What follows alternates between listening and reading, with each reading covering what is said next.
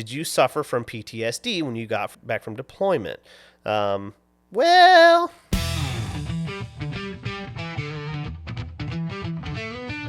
today I'm going to try to do something a little bit different. I have always kind of enjoyed the YouTube videos of people like responding to your comments, asking questions and stuff, but seeing as I have a very small audience still that barely leaves any comments, I thought it would be kind of cool to answer some questions that come from the editor. Keiron, thank you for editing my videos. I greatly appreciate it. He is very good to me and it does wonders with the garbage that I send his way. But so since I don't really have much comments yet that I could answer, he sends me notes along with every video that I send him as he goes through the editing process. Little things that stand out to him through the videos. We discuss potential, shorts and other good topics and trying to see how we're going to do things, throughout the show and maybe other guests that we could try to have on and all that kind of thing. And so we thought it might be kind of a neat idea to pull some of his questions that he has, that he's asked, things that either we don't go in depth too much to in one of the episodes, or sometimes, we get lost talking to other members of the military and the acronyms and things like that, and we kind of forget that a lot of people don't know just what the hell we're talking about.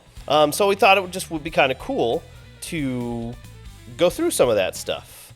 So just get into it. The first question, I'm just going in the order of release that we've done our video so far. So from the Thunder Dan episode, Keiron notes about the complete apathy to being rocketed or bombed was hilarious. He said it would be interesting to hear you guys' experience of your first rocketing or bombing, and if there were any particularly alarming times. So I was trying real hard to remember the actual first time that I experienced any kind of mortar attack while I was overseas. In the latest episode with Jock Chris, I think we actually talked about his first time hearing anything was when our infantry guys, were actually sending out flares and things because we had some activity in the area. So, I don't know exactly what the tactic was, whether it was an intimidation thing to let them know that we could see them, or we were having a hard time seeing them, or what exactly it was. But there was activity off post, and we were launching flares and stuff. And those, it's still done with basically a very large cannon. So that was my initial introduction to booms when I got overseas. Was our infantry guys who just, launching random crap over there. And that wasn't like too surprising or startling, because when you join the military, you kind of get used to little things like that anyway, because everywhere you go is noisy and there's bangs and booms. And if you're on any kind of base, it's not unusual to just suddenly start hearing gunfire because people are at ranges. When I was on Fort Knox, that is a tanker base, and they train other, more heavy munitions and stuff there. So having, bangs and booms and crashes and stuff like that, it kind of becomes a little normal. So that really wasn't too bad. That was just kind of like, oh, that was kind of a big boom. What was that? And, guys there let me know, like, oh, that's us. They do that from time to time kind of thing. The first real rocket attack, I think I was actually inside the hardened building. So where our team worked at first when we were in Basra, which is in the southeast corner of Iraq, that first building we were in was called a hardened building. So in essence, it's like a very armored one. And because it was a hardened building, there was basically no response. We just kept working, because it was like a concrete building inside of a concrete building inside of a concrete building, multiple layers of thick concrete walls, and like stuff would straight hit the building and you didn't even really know it. It was like, it would be like a thump at your front door, if that. So we had a couple of those happen during the day, and that was one of those kind of things where the first time was like, well, what was that little pop? And they're like, oh, dudes outside are throwing stuff at us, whatever. So that was, kind of normal. And then it just kind of progressed from there. It got more and more normal to get indirect fire, which is what IDF means. It got real normal every day around 4 a.m. We've talked about this with some of the episodes, some of the other people. But like, you could set your alarm to it. Every day at 4 a.m. they would hit us. It became kind of a normal. But one of the particularly alarming ones for us was when they rocketed the airfield. They like to rocket airfields. They like to disrupt things. The whole idea of like guerrilla warfare, terrorism, or even if you look The Art of War by Sun Tzu, you look at like cutting off supply lines and things. So that, like, they like to hit the airfield, right? That was a regular thing. So one day we're getting, the alerts and alarms, and we go out to the bunkers, and I don't remember exactly what the rockets were called that we found out that they shot at the airfield. They were huge. They were rockets like the size of people, right?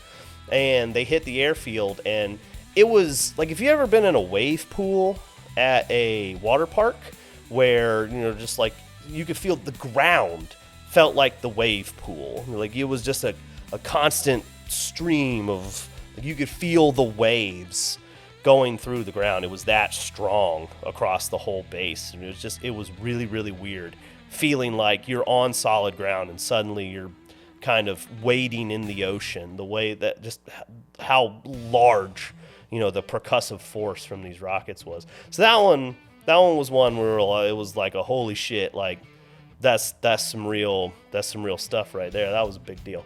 One of the other particularly alarming times was the time that I started to sleep through the alarms. That was a big one. Because, like I say, it's like every day at 4 a.m. we'd wake up. It would be like setting your alarm clock to the bombing and stuff. And so one morning, like, I just wasn't waking up. The alarms were going off, and it just became a part of my dream that I was having. But what did wake me up was we have right next to our little housing pods, like you would have little neighborhoods that would be sectioned off into like little 4-house sections surrounded by concrete walls. And like our little neighborhood on the corner of it had what was called CRAM, which is a counter rocket artillery mortar system. I think that's what it means. But it was meant to knock mortars and rockets and stuff out of the sky before they hit anything important. And it shoots 20 millimeter. I mean, like the shells are this like this long and like that big of rounds. It's huge 20 millimeter rounds. And they would shoot like chaff rounds and stuff. So that's like a kind of like a shotgun blast kind of thing. It's supposed to hit the rocket midair, drop it to the ground, and prevent it from getting to its target. But that thing was right next to our house, and it was loud as fuck.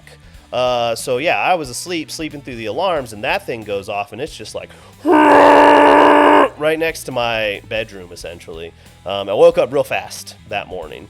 Yeah, that one was like, time to get up, get my crap, get to the boxes, because that one was that thing it'll if you look up like YouTube videos of it and just the stream of red fire coming out of this thing and the noise that it makes, like that was pretty intense.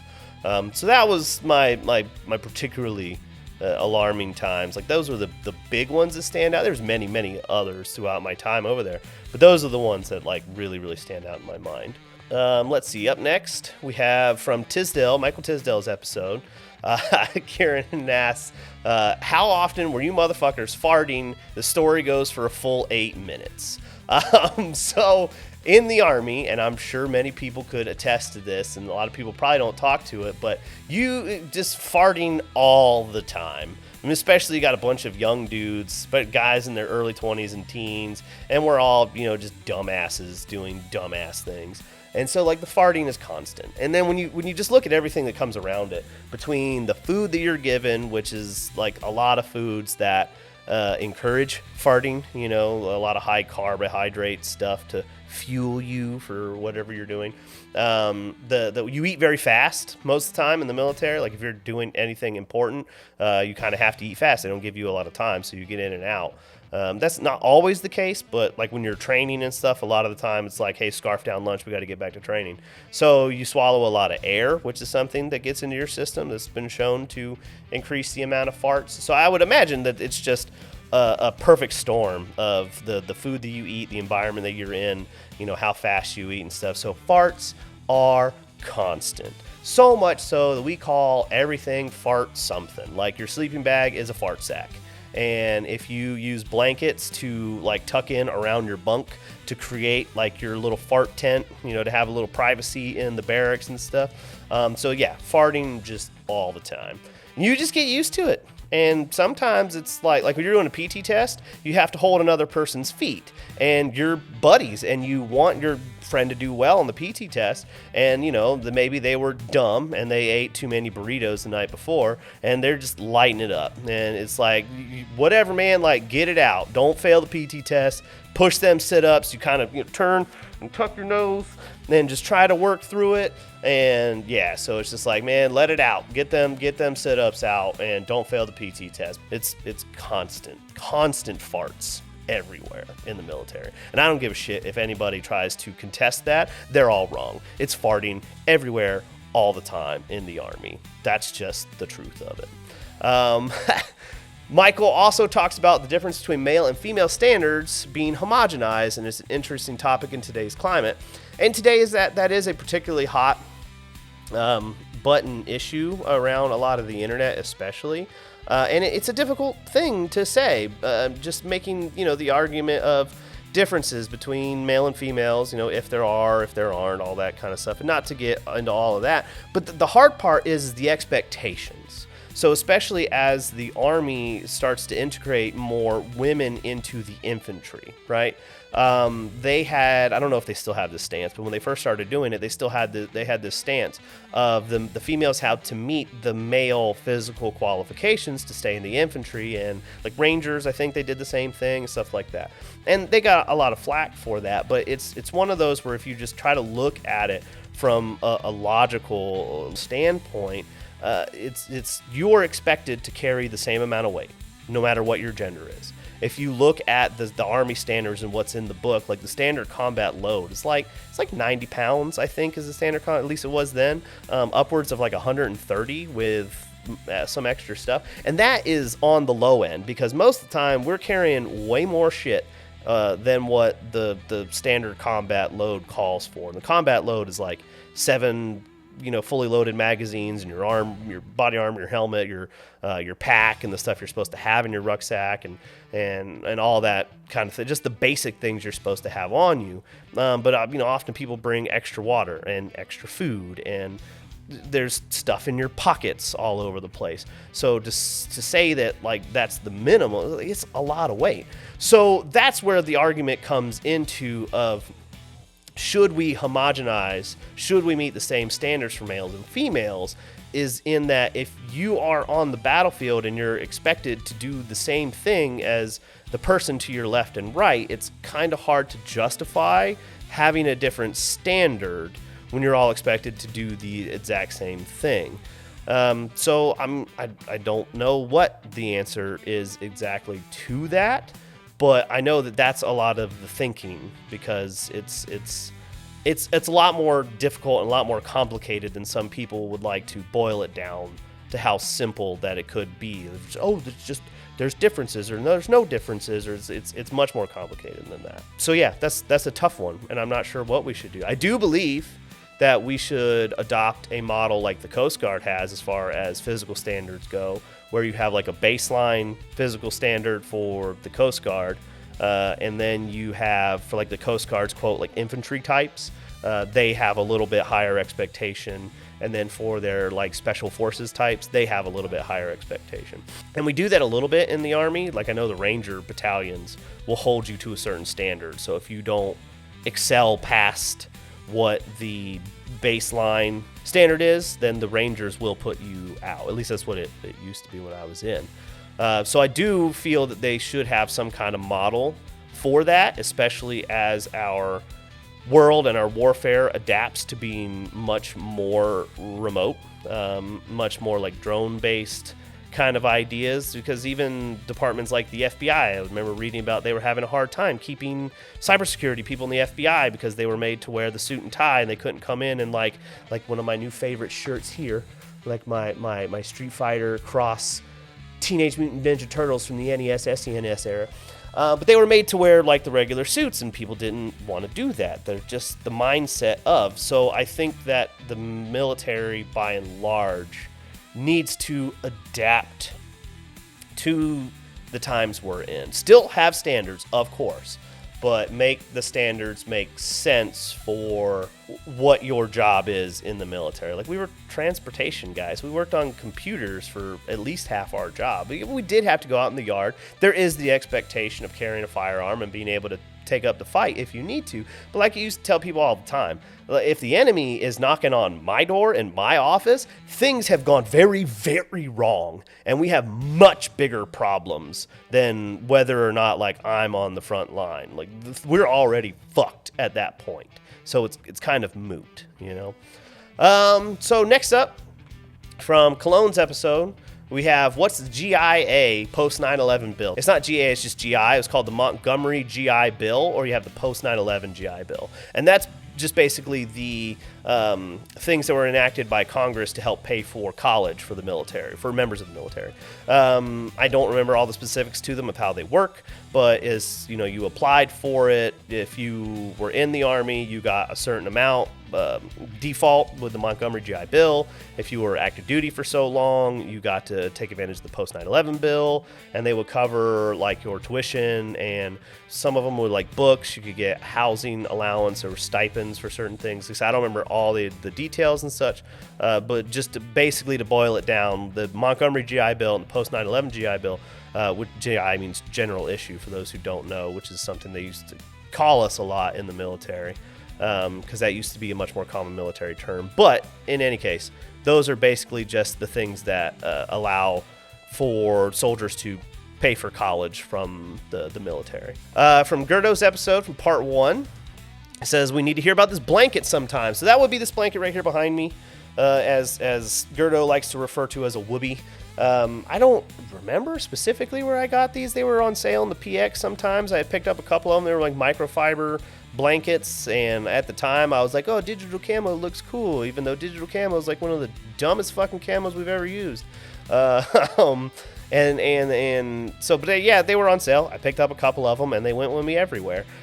Sometimes they were blankets, sometimes they were my pillow, sometimes they were used to make those fart tents, like I was saying before, to cordon off my own little area, to have a little privacy and such. So the one got shredded in the wash or something. I don't know, one day it just fell apart. But this one has stuck around, and it's like getting close to 15 years old now, probably. And I put it up there just because I don't really like the idea or the look of the like blurred background kind of thing, but I also don't want to show off my house all the time. So I figured I would just put this up with a little frame, keep it in the background. Kind of made sense with everything I was doing. Next up, from part 2 of Gerdo, talking about military inefficiency. Reminded me of he says it reminds him when Dan and I were talking about it in the first episode, and I know that's another hot thing going on right now, and I'm not going to get into all that. Things you hear in the news, I try not to pay attention too much to the news because it drives me nuts, but I will say that if half the stuff that's coming out is true about wasted money, it's like I totally believe it, because I have seen so much just wasted and dumb stuff. Like literally, like the Army pays $80 for a hammer that costs like $20 at Home Depot. I've seen things of where the Air Force have gotten flack for like nut and washer, like fastener bags and stuff that are like $1.50 at the hardware store, and they're paying like hundreds of dollars for these things. So a lot of that comes down to contracts that they have with different contractors throughout the U.S. and partnerships that get made through, like the cousins of senators and that kind of bullcrap like that. So yeah, like definitely there is a lot of inefficiency. And the Army does a lot of things very well. There's a lot of great people in the Army. But we also do some things pretty crappily. So, the whole acronym FUBAR or SNAFU, so like FUBAR is fucked up beyond recognition, or SNAFU is situation normal all fucked up. Those exist for a reason, because a lot of times Army stuff, like what can go wrong will go wrong, and it's all screwy all the time. So yeah, there's a lot of stuff that's just not. I talked with someone else in one of the episodes. We talk about how some of the DoD employees, not all of them are like this, a lot of them are great, but there are definitely ones that they don't really have a lot of oversight. Like their boss doesn't sit next to them. Their boss is in another state somewhere, and as long as they check in on like the morning call at 10 a.m. or whenever it is, that's all the oversight they get. So they show up at 10 a.m. and then they dick around the water cooler for an hour talking about, what's coming up, the Oscars or whatever. and then they go to lunch for 2 hours, and then because they have a contractually obligated 2-hour lunch or whatever, and then they come back and they work for maybe like an hour or two, and then they dick around a little bit again, and they go home at like 3 o'clock. So fucking nothing gets done. Again, that's not all of them, but I have seen it. I've worked with people like that firsthand. Anyone who's in the reserves who had to make up days and their unit would let them come in during the week with the full-timers who are in the building during the week. We have all met those people who it's like, oh, what are we going to do today? Oh, you just signed this paper that says that you came in, and then like you can play on your phone for a few hours and then we'll go home. Like, that definitely happens. And that's time that we could be getting something done, but, you know, it is what it is. And that's where I talked about where I get super frustrated with me being a sergeant and coming in on a drill weekend, and those people who don't do their job during the week trying to get their job done because now the commander is sitting in their office asking them why the job hasn't been done, so they're trying to scramble. Meanwhile, we've got 30, 40 people there who need things done that weekend because they're there that weekend, and you're trying to do the job that you were supposed to do during the week. And I had some fights with people about stuff like that. So yeah, government inefficiency definitely happens.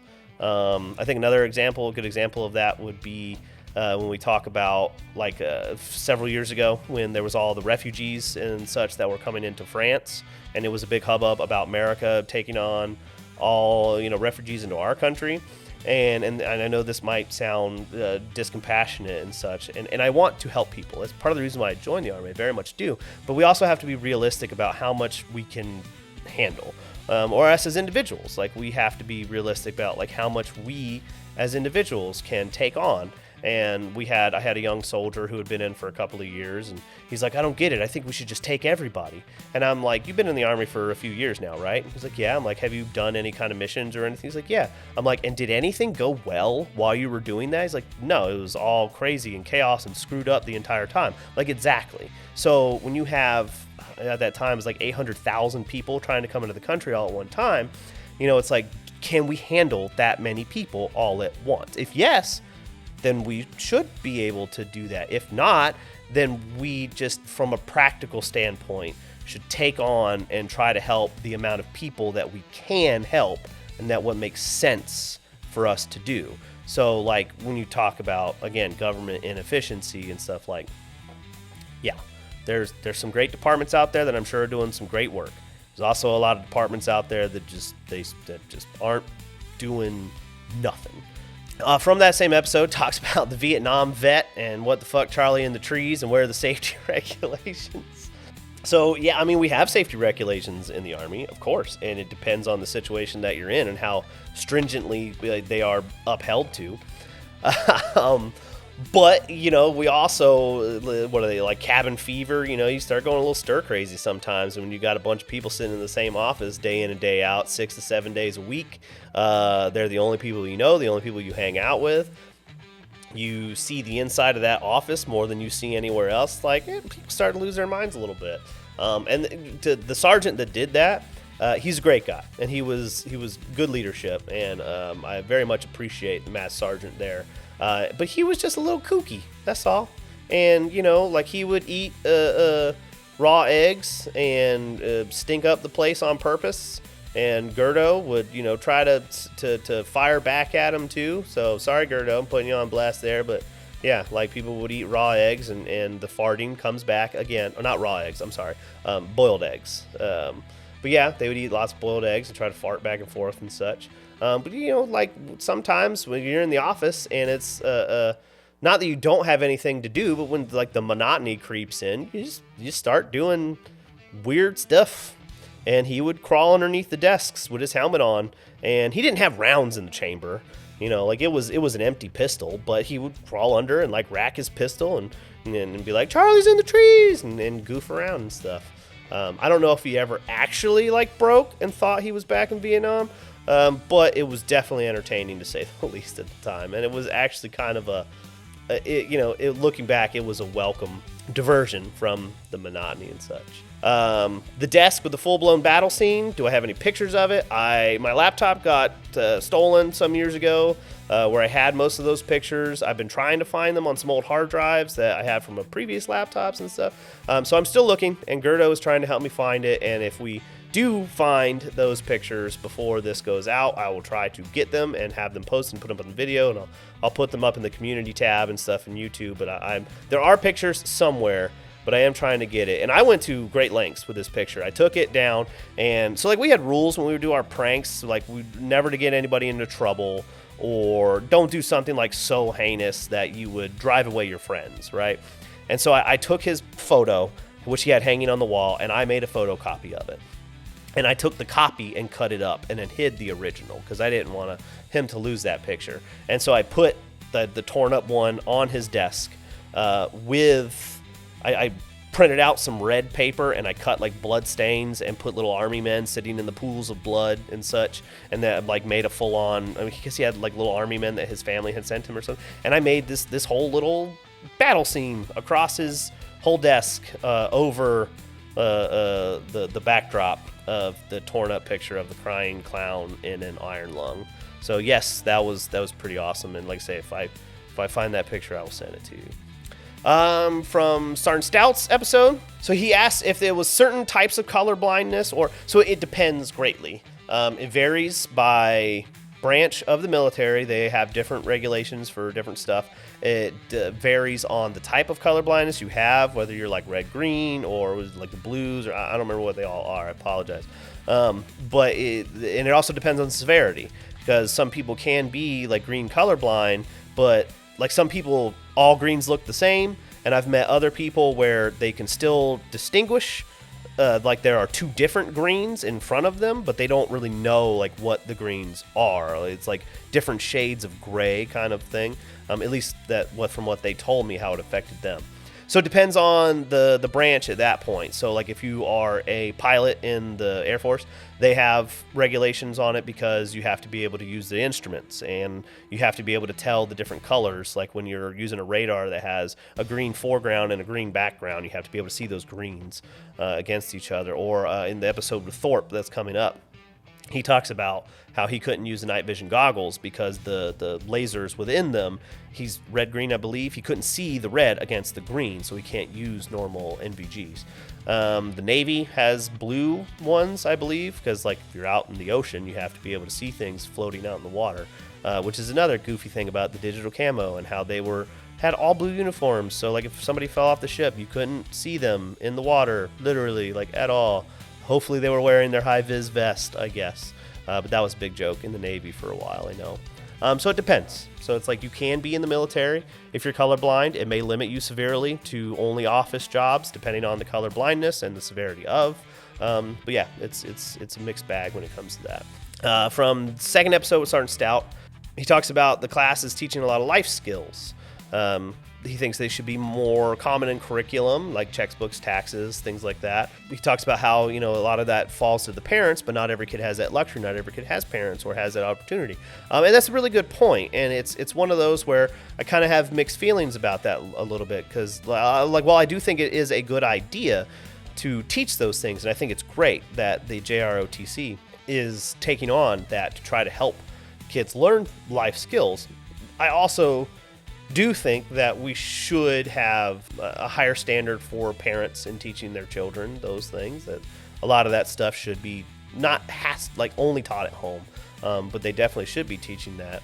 But to have it in school, I don't think would be a bad idea. I think we just need to balance it and making sure that it fits within the curriculum of learning, the fundamentals of everything else we also need. But that's a whole nother argument of like they probably teach a bunch of stuff in school they don't need to teach anymore because it's not really applicable. But then you have the other side of where like kids don't know cursive, so it's like, I don't know. I'm not a teacher, I don't have all the answers to that, but I don't think it's necessarily a bad idea, especially for those who don't have that opportunity. But I also wonder this a lot. So like I know my idiot self when I was younger, in the late teens and early 20s and stuff, my parents tried to teach me a lot of that stuff and I just didn't fucking listen. So I wonder how much of like the complaining on the internet too is a bunch of people who like they were taught these things, but they didn't listen when they were younger. They just kind of, tuned it out because that's not what was important to them at the time. The hormones and the development, and they were trying to party and stuff like that. So I do wonder like how beneficial it truly would be. Not to say that that's an argument to not do it. I just wonder like what the actual statistics would come out. Like if we started teaching them in schools, like would we actually see an increase in people who are more knowledgeable about doing those things in life? I would like to think yes, but I don't know. It would just be a real interesting thing to see in the future. So the next one is from Jesse Snyder's episode, from part 1. When they say medically not qualified, well, this is a blanket excuse. This is because diabetes and such. I know I'd be rejected from the Air Force because I can't see properly. I wear glasses as well, so I know how you feel on that one, sir. But that's also another one that's kind of a mixed bag. So it really varies. So like you have things in the military that's called like a medical profile. So if you get to a point where you can't run anymore, there is the option to be able to walk. You still have physical requirements. You still have to meet, like weight and body fat. But there are alternative events. I don't know what those are anymore because the fitness standards and tests and stuff have changed so much. But there were alternatives at the time where like you could walk instead of run, or they had an option for a bike. They had an option for a swim. So to be considered medically unqualified, it really depends on what exactly the ailment is and how it pertains to being in the military. I know like an easy one that's a real blanket one is your ability to carry a rifle in the Army. If you cannot carry a firearm, you cannot be in the Army because that's like baseline. Everyone in the Army has to be able to return fire on the enemy if they're found in that situation. So like when they say medically not qualified, if you lose an arm and you can't prove that in some way you can still carry a weapon and be proficient with it, then that is like an automatic disqualifier. So it's like I say, it really just depends on the situation. From part 2, he asked if I had any story of people faking injuries. He said he was surprised when I mentioned how it happens every single week. Doesn't know if that's an exaggeration or not. So it's not really that exaggerated. So it may not have been like a weekly thing all the time, but there were definitely times I was in the Army where you would have like one dude pretty much every week was going to sick call about a sprained ankle, or the real smart ones would do stuff like the lower back or hip problems because that required a lot more intricate imaging like MRIs and stuff to prove or disprove. So it bought you a lot more time in trying. And a lot of that stuff you can't, like low back pain. You could have lower back pain without seeing it on any imaging. You could still have that. So yes, people would claim stuff like that to get out of things. It happens.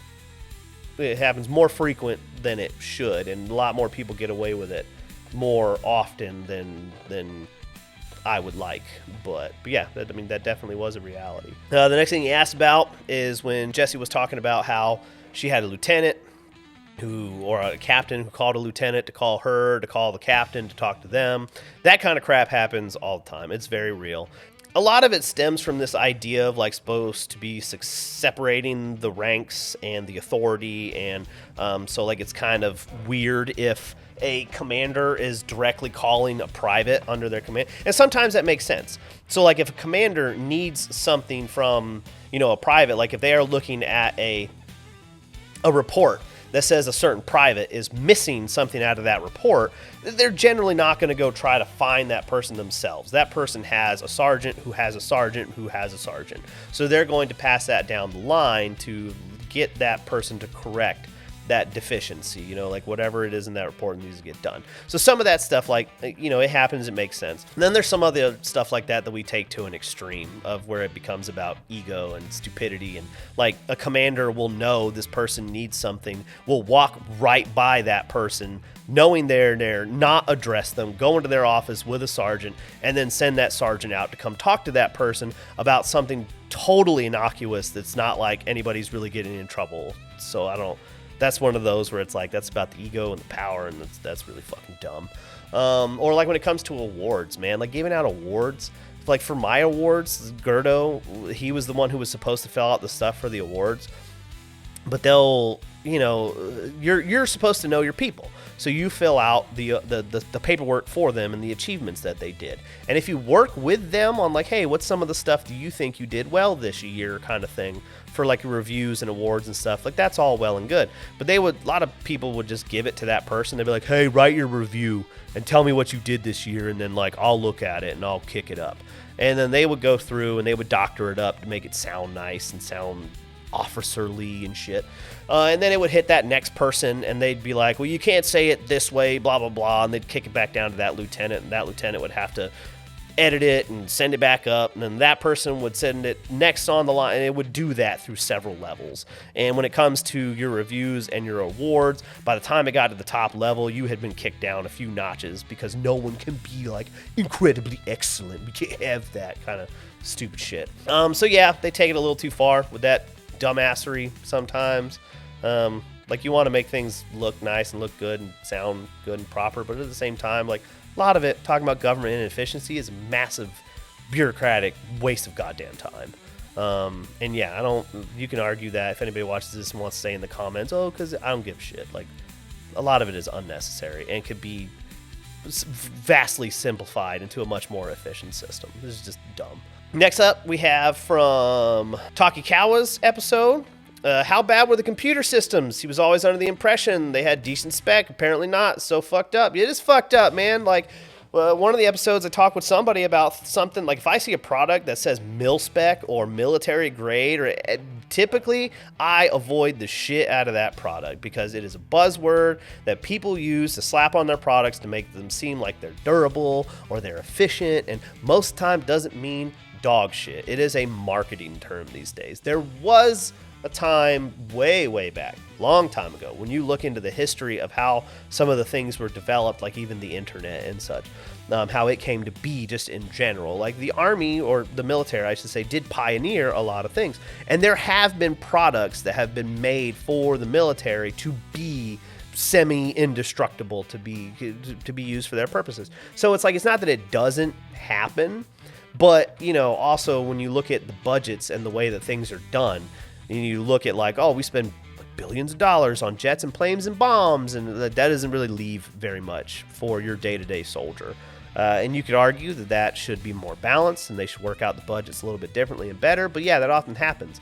And they also, you know, a lot of it is just no fucking foresight on any goddamn thing. In one of the episodes coming up, I talk with someone about how Microsoft basically has the military by the balls, because they made these deals with Microsoft where they're required to have the CD keys or that's not what they're called now, content keys or whatever it is, and they're only given so many and they have to pay for so many and blah blah. And it's like the army should have like people that it has on staff that design their own shit that is unlimited, and we're not having to, you know, go back and forth with this dumbass stuff. So yeah, it sucks. Like all of the websites in the army barely ever worked.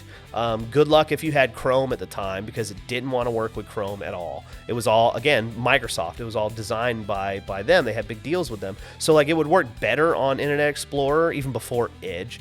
And then it migrated over to Edge, but then like half the crap, you know, like there weren't drivers really for Chrome. And they started to get some workarounds, and it started to work a little better here or there, but just in general, like the Army email system is called AKO, Army Knowledge Online. It all sucked. It didn't run worth a crap. The Army infrastructures, like our internet within the building itself, was always slow as shit. It was always like the bottom of the barrel, whatever the cheapest internet they could buy for the building was. And when you try to put, you know, 1,000 people in one weekend all on the same internet all at the same time in that small infrastructure, I mean, you know how this is, having done what you've done and worked in software and all that and tech. Like, it just bottlenecks the shit out of everything. So, you know, you can't, it's like when phone lines used to go down when they still do today, like when cell phone lines get clogged up because everybody's trying to use them all at the same time. You just can't have that many people use it all at one time, and then they would try to do that all the time. The systems suck, and the computers were cheap Dell computers, and they were not very powerful. So you had, you know, a crappy little, very low-powered vehicle on a very shitty pothole-ridden road, driving through some of the worst weather you could possibly imagine. Like, that's how the computer systems were in the military. Yeah, it was all fucking garbage, all of it. And I'm sure there's some high-speed people like Special Forces that get some cool stuff that's super powerful and all that. I'm sure it exists, but for like most people in the military in general, it sucks real bad. Next up, we have from Ron Mart's episode, the episode 1. He's always wondered, and it may be a bit personal, but did you suffer from PTSD when you got back from deployment? Well, kinda. I have things about the military that have certainly changed me and the way that I behave, even in day-to-day life. It's hard not to. So, like we talk about indoctrination and things they train you, when it's hammered into you, it becomes second nature. So there's a lot of things about me that I still do to this day. Like when we go eat at a restaurant, I prefer my back to a solid wall and not a glass wall or towards the door, especially the front door, because statistically, bad guys aren't coming in the back. They just walk right in the front door. So that's one of those things that, kind of lingers. Sometimes in my home, like we all kind of do the roundabout the house, at night when you're going to bed, you make sure the doors are locked and lights are off and windows are closed and all that kind of stuff. But for me, sometimes it's less of a like precaution and, me doing what's more of a compulsion. It's like I have to. If I don't do it, and if I don't do it in a certain way, like I won't be able to sleep. And I generally sleep fine, but it's just one of those things where it's like, and every once in a while it'll creep up where like I have to check every closet and I have to, look in the pantries and double check, triple check that the garage, the outside garage door is closed and the inside garage door is locked. So yeah, sometimes it creeps up and presents itself in that way where it's a little extra than I think that what most of your normal people would have. I did have some moments, like when I came home on leave during my deployment, I didn't sleep at all, basically, for those 2 weeks I was home. And a lot of that comes down to I was so used to noise all the time. And, just random pops and sounds and hums of generators and all that. And you get back here in the States, and you go to lay down in bed, and it's like the most noise I had in my room was like the overhead fan. It was very quiet, and it was weird for it to be quiet. It was also very strange to wake up with my significant other in the bed with me that next day, because that was another thing you got really used to, was sleeping by, in your one-person twin size. You guys don't have twin size over in the UK, but like your single-person mattress kind of thing. So yeah, it was weird at first waking up and my wife, then girlfriend at the time, laying next to me. That was definitely a thing that was like you wake up in the middle of the night, like, who the fuck's in my bed right now? Because you're not used to it. And most of that has gone away. I have some other little moments here or there where, like fireworks, I'm very fortunate in that, like, I was non-combat, so I didn't see near as much as a lot of people out there have seen, and I'm appreciative of that, and I'm understanding of their situations. So like fireworks and stuff aren't really a big deal for me. Like the initial, when they first start going, might, just a little twinge in the back of my head say like, oh, hey, hey, there's this sound that you recognize, but also at the same time, like, it doesn't freak me out or anything like that. But yeah, there are small lingering things. I try to stay much more alert than probably most people would do. You think about situations of, because garbage bags on the side of the road in Kuwait and Iraq and stuff, they're everywhere. Like when I was there, that Kuwait particularly, like all the roads we'd driven down, it was basically one big landfill. There was garbage everywhere. And so like the roads would be lined with garbage bags. But what would be weird is if there was like a brand new pristine backpack sitting right next to it. And that's one of those things that like they train you to point out in the case of an IED, like the potential of that being there. So, like you would look for things like that. You get back home in the States and it's like, yeah, there's garbage by the road sometimes, but it's not typical, for at least for where I live, to see like a garbage bag right next to the road.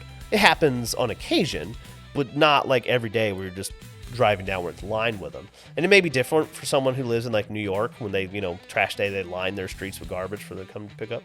But, it's one of those where it's like little stuff like that. Like if we're driving down the road And I mean, like I say, it's faded a little bit over time from me not being in the military, but little things that don't stick out to most people might stick out to me, even though they're probably nothing.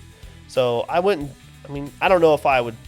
I haven't ever been diagnosed with PTSD, but then again, I haven't really put enough effort, I would say, admittedly, to having that done. But like there are definitely things that stick with you for a long time, and now have been 10 plus years since I've been deployed. I don't really foresee them going away anytime soon.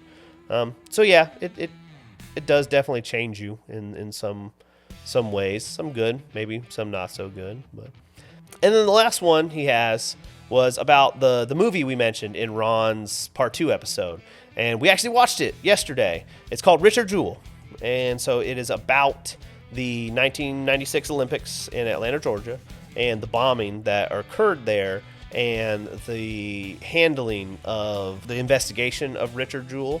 And so we watched it because Ron, who is a friend of ours, he was involved with some of the reporting about it around that time because he worked for, as he said, like the Atlanta newspaper up there. And so we watched the movie yesterday. It was all right. It was decent. It was fairly entertaining. I see where the criticisms come in that he and others have called out about it on the news reporting side specifically, because you can tell like they overly embellished some stuff with the news reporting part. And the actor who played Ron, that like you wouldn't even know that that's Ron because it looks nothing like him. And he has like 4 lines in the entire movie, which, I mean, Ron may not have wanted to be a big part of it and stuff. But it is kind of disappointing in a way, because I just would have maybe liked to see a little bit more of that side of it. But the movie is very much about Richard Jewell. It's named that. He's the titular character. So it's much more about the investigation on him and all the ins and outs of that. And the news part was in relation to his story. So the movie's like not about the news itself. So in a way, I mean, that kind of makes sense that it's not, the main focus of things, but it does tie into the core of it. But it's a decent enough watch. I mean, I'd say it was 2 hours well spent. And I learned a lot of things. From what I understand, from what I looked up afterward, apparently a lot of the stuff that through Richard Jewell's story itself is supposedly pretty close to accurate. I mean, obviously it's Hollywood and they, dramatize and embellish things here or there. And like John Hamm's character is not based off of any singular FBI agent, but more of an amalgamation of a bunch of agents and things they have gotten from stories and accounts from the time, kind of thing. So yeah, like it was decent enough. It was worth a watch. With that, that's all the questions that I have right now. So for a good first episode, man, I've been doing this for an hour now. Maybe we can make 2 episodes out of this, depending on how long they go. We'll split them up, and if we want to do that, we'll cut it up and maybe make other intros and stuff like that for it. But yeah, so if you watch this, I greatly appreciate it. Thank you for watching. Thank you, Keiron, for all that you do and helping me try to make something out of the absolute garbage that I send you each week. But yeah, that was cool. That was fun. I'm excited to do another one of these whenever we get some more questions. And hopefully, if we do get some more viewers, and if you guys are out there and you have questions and comments, please leave them in the comments. I would love to do another video like this based on the comments and such, and answer more questions that people may have about what it was really like being in the military outside of the combat realm of things. So cool. Thank you all for watching.